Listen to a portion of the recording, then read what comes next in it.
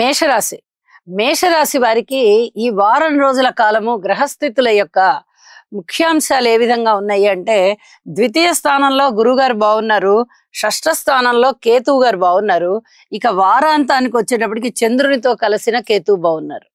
రెండు గ్రహాల యొక్క ఫలితము వార ప్రారంభంలో బాగుంటూ ఉన్న కారణం చేత వీరు ఖచ్చితమైన పరిహారాలు చేసుకోవాలి.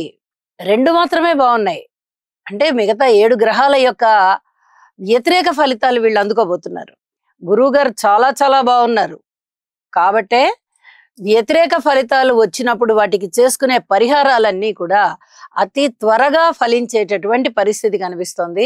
ఇక్కడ అన్ని గ్రహాలు బుధ శుక్ర శని రవి రాహు 5 గ్రహాలు వ్యతిరేకంగా ఉండడంతో, వ్యయ స్థానంలో ఉండడంతో ఖచ్చితంగా వీళ్ళకి నవగ్రహ హోమం చేసుకోవాల్సిందిగా సూచన చేస్తూ ఉన్నాను.